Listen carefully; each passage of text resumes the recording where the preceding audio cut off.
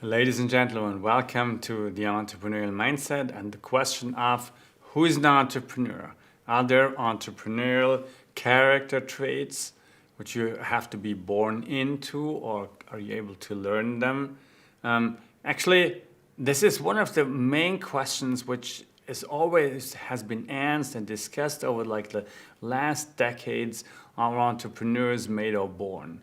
And I don't want to go into the deep discussion of that.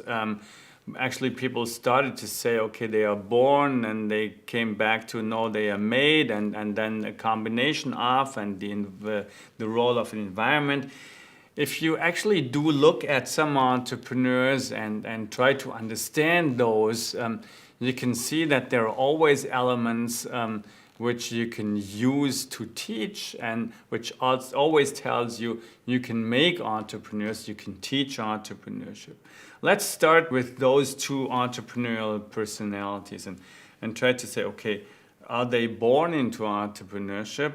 If you look at those CVs and backgrounds, Tory Burch, and she's popular in fashion industry in the US, and Muhammad Yunus, I mean, we all know him for what he did. Tory was born in the US in a wealthy family, studied art history at the University of Pennsylvania, always had a strong interest in fashion, and started her first clothes in her own kitchen in New York. And then had the chance to display the clothes, and this is how it came into action actually at the very end. On the other side, Muhammad Yunus, growing up in a poor country, but having the chance to study economics and also going to the US, going back to Bangladesh and working against poverty with a totally different background, Asian, socialistic, collectivistic versus Western capitalistic, individualistic. Now, they are both entrepreneurs. They different things in entrepreneurship, and you can rather call it a social entrepreneurship, what Muhammad Yunus did. However, it's hard to say they are born in a specific situation, and this is why they are entrepreneurs. They have to have something different to do entrepreneurship or to be an entrepreneur. And we can try to understand those differences, and one way to understand is always to look at personalities. And if you look at personalities, you can try to differentiate many ways to discover personalities. One of the more important way is, for example, to look at the so-called big five personality traits. And the big five personality traits, sometimes also called Ocean's Five, because this is OCEAN, Oceans Five, are the openness. So how curious are you? Creative, open to new idea. Then the conscientiousness, always hard to say for me. How organized are you? How systematic? The so-called extraversion. Are you outgoing? Are you talkative? The agreeableness. Are you tolerant, sensitive, trusting, kind and warm? And the neuroticism. Are you anxious, irritable, moody, and so on? And if you look at those big five, what you can do is you can look at the work Zhao did in his studies. And what he tried to do is he tried to compare entrepreneurs and managers in those five dimensions or five factors, and try to understand, is there an effect on startup performance that entrepreneurs are different than managers? Looking at the openness, entrepreneurs obviously have a higher openness than managers have if you try to measure the big five in the right way. And this has a positive effect on startup performance. So being open is positive, but if you look at that, for example, you can learn to be curious, you can learn to be intellectual, you can learn to be creative, and you can learn to be open to new ideas. You can change your personality.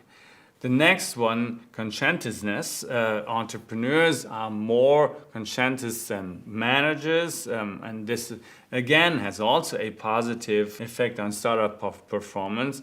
And again, if you look at that, you can learn being organized, systematic, achievement oriented, and so on.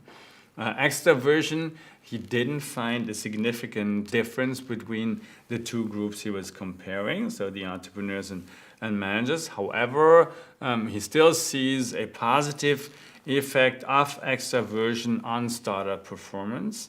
And if you go further and look at the agreeableness, entrepreneurs are less agreeable than managers are.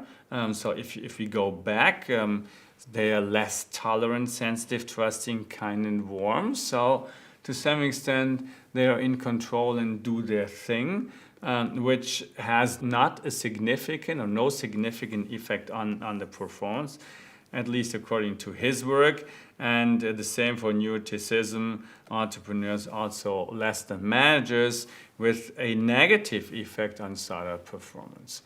So what you can see, or what we can see as a takeaway is the one thing that entrepreneurs and managers differ on some dimensions, which is only statistically. I mean, in each and individual person might always be different.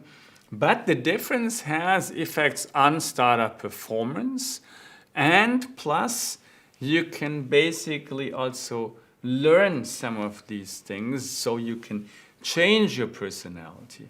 And this is one of the biggest and the most important things which you can take away from that. Education, your social networks, cultural influence, coaching, and many other aspects can develop your personality. You can develop your own personality.